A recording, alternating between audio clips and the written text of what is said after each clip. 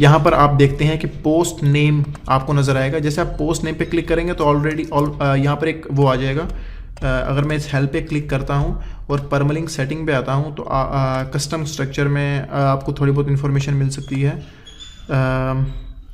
खैर ये बहुत एक डिटेल डिस्कशन चली जाएगी, लेकिन उसके लिए मैं आपको अपनी सबसे बेस्ट सेटिंग बताता हूँ जो कि आप भी करेंगे और वो आपको डेफिनेटली बेनिफिट देगी बहुत ज़्यादा। उसमें पोस्ट नेम में जब आप क्लिक करेंगे तो अभी न्यूमेरिक पे क्लिक किया है तो उसमें आर्काइव्स का नाम पहले आएगा, ठीक है, और उसके बाद आपकी पोस्ट की आईडी आएगी। इवन के टाइटल तो फिर भी नहीं आएगा। और मंथ और नेम में करेंगे तो पहले आपका साल लगेगा, महीना लगेगा और फिर पोस्ट का नाम, जैसे कि मैंने अभी पीछे एग्जांपल दी, यहाँ पर आपको मैंने बताया, ठीक है। और उसके बाद अगर आप पोस्ट नेम पे करेंगे तो उससे ये होगा कि आपके खाली पोस्ट का टाइटल शो होगा, और वो सबसे बेस्ट सेटिंग है जो कि इसको आप नॉलेज आइडिया पे देख सकते हैं। आपने इस पर क्लिक नहीं करना कस्टम स्ट्रक्चर पे, आपने पोस्ट नेम पे क्लिक कर देना है, ठीक है। तो इस तरह आपका होगा जो अगर आपकी पहले डोमेन नेम आएगी, उसके बाद आपका सैम्पल पोस्ट का मतलब है आपकी पोस्ट का टाइटल आएगा। तो इसको पोस्ट नेम पे सेलेक्ट करने के बाद आप जैसे सेव चेंजेस करेंगे, मैं भी आपको थोड़ी बहुत एग्जांपल देना पसंद करूंगा, क्योंकि वो एग्जांपल से आपको शायद डाउट क्लियर हो जाएगा। मैं इसको बंद कर देता हूँ नॉलेज आइडिया को, और यहाँ पर एज इट इज़ कोई लिखता हूँ कि हाउ टू ब्लॉग, ठीक है, और यहाँ पर हाउ टू ब्लॉग को कॉपी कर लेता हूँ और इसको एक्चुअली यहाँ पर थोड़ा स्पेस डाल के इस कॉपी को हम रिपीट कर देते हैं, ठीक है। ये हमारा एक थोड़ा बहुत पैराग्राफ हो गया और यहाँ पे हम थोड़ा 2 पैराग्राफ हो गए, ठीक है। ये एक आर्टिकल सा हमारा लिखा गया, एग्जाम्पल, सिर्फ एग्जाम्पल शो करने के लिए आपको मैंने कर रहा हूँ ये। और मैं इसको सेव ड्राफ्ट, एक्चुअली इसको पब्लिश कर देते हैं। पब्लिश करने के बाद आप देखेंगे कि यहाँ पर ये देखिए, ये चीज़ मैं डिस्कस कर रहा था कि 2017 3 3rd मंथ और 4th डेट और उसके बाद टाइटल आ रहा है। तो ये जो चीज़ है ये आपके आर्टिकल की यूआरएल को बहुत लंबा कर देगी, और जो हो सकता है कि आपकी सर्च इंजन में पहले ये डेट शो हो, फिर आपका ये टाइटल। तो इन्हीं वजह से, इन्हीं चीज़ों को हमने मैनिपुलेट करने के लिए, इन चीज़ों को सही करने के लिए, इन्हीं चीज़ों में सुधार लाने के लिए हमने जो काम करना है वो ये है कि पोस्ट नेम को सेलेक्ट करेंगे तो उससे ये होगा कि हर पोस्ट में जो डेट्स आ रही होंगी ऑटोमेटिकली रिमूव हो जाएंगी। फ्यूचर में भी जो पोस्ट करेंगे उनमें भी ये नज़र नहीं आएंगी, ठीक है। तो अब मैं जैसे इसको सेव, अब मैं इसको पब्लिश कर चुका हूँ आर्टिकल को। इस आर्टिकल पे जाता हूँ तो आप देखेंगे कि इस पर्टिकुलर जगह के ऊपर ये आर्टिकल एग्जिस्ट करता है और इस आर्टिकल की ये यूआरएल है, ठीक है।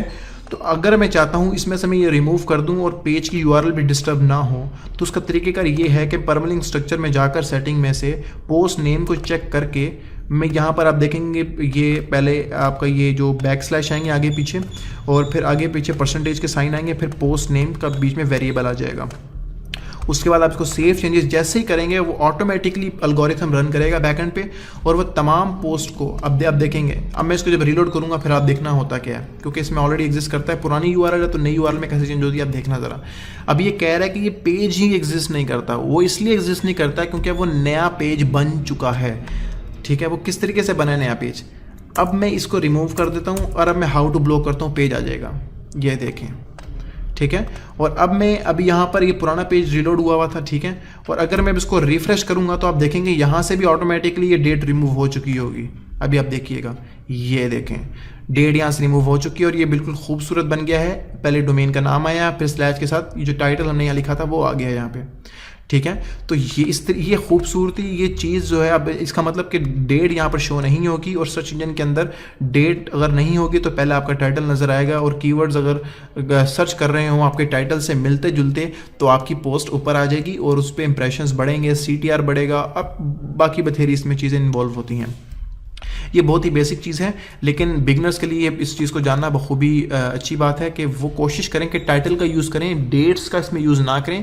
आपने देखा होगा ऑलमोस्ट न्यूज़ साइट जो है वो कभी कभार डेट का यूज़ करती हैं। वो इसलिए डेट का यूज़ करती हैं कि अगर आप फर्ज करें, अगर आप सर्च कर रहे हैं मार्च 2017 में कोई इंसिडेंट हुआ है, कोई एक्सीडेंट हुआ है, कोई भी चीज़ हो गई हो, तो आप उस डेट को टाइप करके सर्च इंजन में आपको उस न्यूज़ को निकालने की कोशिश करेंगे तो वो न्यूज़ डेफिनेटली निकलेगी और उस यूआरएल से डेफिनेटली मैच करेगी और वो तब जाके निकलेगी। तो इसमें काफ़ी एल्गोरिथम्स वर्क करते हैं। वो न्यूज़ मैगजीन साइट के लिए वो डेट, टाइटल, वो स्ट्रक्चर सही है, लेकिन अगर आप एक ब्लॉग पे काम कर रहे हैं, न्यू कंपनी की साइट है, या फिर अगर न्यूज़ मैगजीन साइट भी है, तो मैं पर्सनली रिकमेंड करूँगा, मेरा जो पर्सनली परसेप्शन है और मेरा जो एक्सपीरियंस है वो कहता है कि आप उसमें डेट को इंक्लूड ना कीजिए, क्योंकि डेट ऑफिशियली आप देख सकते हैं कि डेट यहाँ पर नीचे अवेलेबल है। अगर कोई गूगल से सर्च करेगा तो गूगल इस डेट को भी क्रॉल करता है, गूगल इस पूरे पेज को क्रॉल करता है जिसमें ये डेट भी इंक्लूड होती है, इवन कि आपके ऑथर का नाम भी यहाँ पर शो हो रहा होता है, जो कि इसको डेमो के नाम से यहाँ पर बना हुआ है। ठीक है, तो आपको ज़रूरत नहीं है इसमें डेट डालने की, कोई मंथ डालने की, ना इवन के कैटेगरी डालने की भी ज़रूरत नहीं है। आपको सिर्फ यहाँ पर टाइटल शो करना है, दैट्स ऑल, और आपका काम हो जाएगा। इन्हीं वजह से अगर आप यही काम करें, अगर आपने लेट्स सपोज इतना सा काम करना हो किसी अपनी कस्टम कोडिंग साइट में, और आप डिवेलपर्स ना हो, तो आपको डेफिनेटली किसी को एक बहुत अच्छा पे करना पड़ेगा।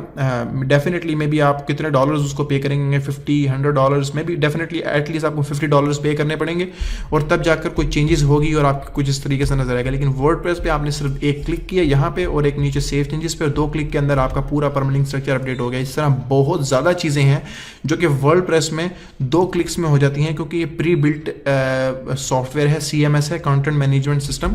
इसमें आपको ज़रूरत नहीं पड़ती किसी डेवलपर की, इसमें प्लगइन्स बेशुमार हैं। तो यही वजूहात हैं जो कि इस पॉइंट को क्लियर करते हैं why WordPress is best for SEO। ये SEO के लिए बेस्ट है। इसमें मैं आपको फर्दर फ्यूचर में प्लगइन्स दिखाऊंगा जो कि बहुत बेहतरीन है SEO के पर्सपेक्टिव से। इवन कि इसमें फंक्शनैलिटीज़ बहुत ज़्यादा हैं। अगर आप जनरल में आ जाएं तो मैं आपको एक और चीज़ दिखा देता हूँ। अगर आप जस्ट अनदर वर्डप्रेस की जो टैगलाइन यहाँ पर शो हो रही है बाय डिफ़ॉल्ट, अगर आप चाहते हैं टैगलाइन आपने चेंज करनी है वर्डप्रेस के अंदर, तो आप यहाँ पर सिंपल आएँ, I'm Siraj, your instructor। मैं सिर्फ एक यहाँ पर एक वो एग्जांपल दे रहा हूँ कि मैं इसको चेंज कर सकता हूँ। इवन टाइटल भी एक क्लिक पे चेंज कर सकता हूँ। जो टाइटल अगर मैं यहाँ पे माउस करूँ पर आपको ये टाइटल नजर आए, demo knowledge idea just another WordPress site, मैं इस टाइटल को भी एक क्लिक के ऊपर चेंज कर सकता हूँ। और हर चीज़ यहाँ पर है एक क्लिक के ऊपर, और यहाँ पर बेशुमार ऑप्शंस हैं। यानी कि मुझे किसी डेवलपर की ज़रूरत नहीं है, मुझे सिर्फ और सिर्फ अपनी थोड़ी सी टेंशन्स की ज़रूरत है, और यहाँ पर चेंजिंग्स हो जाएंगी on the spot just with in a few clicks. तो इसलिए इस लिहाज से वर्डप्रेस बहुत बेस्ट है। इसमें आपको किसी का वेट नहीं करना पड़ता अगर आप खुद डेवलपर नहीं हैं। इसी तरीके से मैजेंटो है और इसी तरीके से जुमला है, और जितने तमाम CMS कंटेंट मैनेजमेंट सिस्टम्स के सॉफ्टवेयर्स हैं जो कि ओपन सोर्स हैं। मैंने बताया था आपको पिछली वीडियोस में, ओपन सोर्स मतलब फ्री हैं। और ये सबसे पहली बात, ये ओपन सोर्सेज होते हैं, ये फ्री होते हैं, ये कोई भी यूज़ कर सकता है। इसका लाइसेंस कंपनी के पास, ये पब्लिक लाइसेंस होता है इसका, और आपको किसी से इजाज़त लेने की ज़रूरत नहीं है। साइट पर जाकर सिंपली डाउनलोड करें, इसको इंस्टॉल करें और अपनी साइट को आप स्टार्ट कर दें।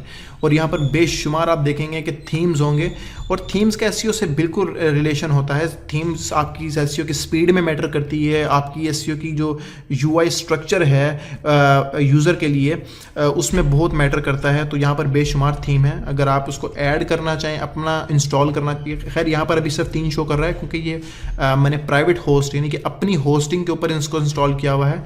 तो यहाँ पर सिर्फ मेरी होस्टिंग के ऊपर, तो उस पैकेज जो मैंने पैकेज डाउनलोड किया था वर्डप्रेस, उसमें सिर्फ 3 थीम थे बाय डिफ़ॉल्ट। लेकिन मैं वर्डप्रेस के डाउनलोड जो कि इंटरनेट के ऊपर आपको मिलियंस बेशुमार थीम मिलेंगे आपको।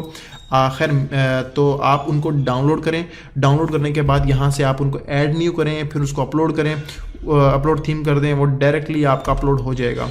यहाँ पे आप वैसे भी चेक कर सकते हैं पॉपुलर में आकर, ये आपको डायरेक्ट लाइव दिखा रहा है इस टाइम इंटरनेट से।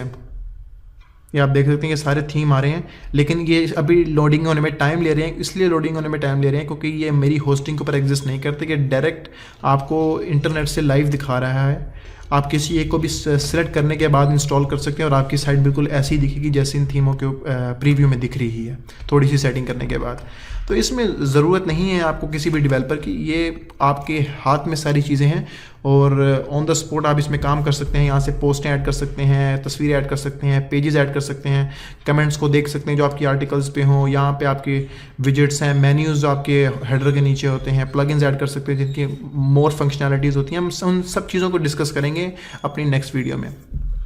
इस वीडियो में हमने ये दो चीज़ें कवर की, how to install WordPress. How to install WordPress actually इसका पार्ट नहीं था, इसको मैंने पार्ट बनाया क्योंकि हम फ्यूचर में इसमें काम करेंगे और मैं आपको बताना चाह रहा था कि कौन कौन सी फंक्शनैलिटीज़ होनी चाहिए। एक अगर आप एक कस्टम कोडिंग साइट बनाते हैं आपको कौन कौन सी ऐसी फंक्शनैलिटीज़ उसमें रखनी पड़ेंगी ताकि आप उसकी एसईओ अच्छी तरीके से कर सकें। क्योंकि वर्डप्रेस में आपको फंक्शनैलिटीज़ ऐड नहीं करनी पड़ती, इसमें आप 2 प्लगइन्स ऐड करें ऑलमोस्ट सारी फंक्शनैलिटीज़ उसमें ऐड हो जाती हैं।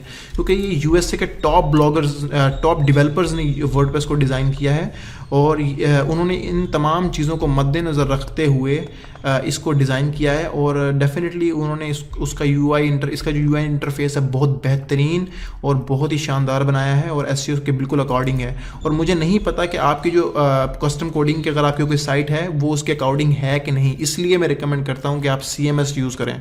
अगर आपका इतना बजट नहीं है कि आप फ्यूचर में अपनी कस्टम कोडिंग साइट को मेंटेन कर सकें, उसको आगे सस्टेन कर सकें, तो मैं पर्सनली रिकमेंड करूँगा कि आप कोई सा भी CMS यूज़ करें। अगर आप ब्लॉगिंग न्यूज़ मैगजीन साइट हैं तो वर्डप्रेस आपके लिए सबसे बेस्ट अपॉर्चुनिटी है, ठीक है। और अब हम नेक्स्ट वीडियो से अब हम स्टार्ट कर देंगे ऑन पेज ऑप्टिमाइजेशन के फैक्टर्स। थोड़ा बहुत मैंने परमालिंक के बारे में आपको आज बताया और अगली वीडियो में मैं आपको परमालिंक के बारे में बताऊंगा। फिर सो ऑन हम शुरू हो जाएंगे ऑन पेज एसईओ की तरफ, जो कि हमारा टोटल प्रैक्टिकल वर्क है। और मैं उम्मीद करता हूं कि आपको ये वीडियो बहुत पसंद आएगी। Thank you.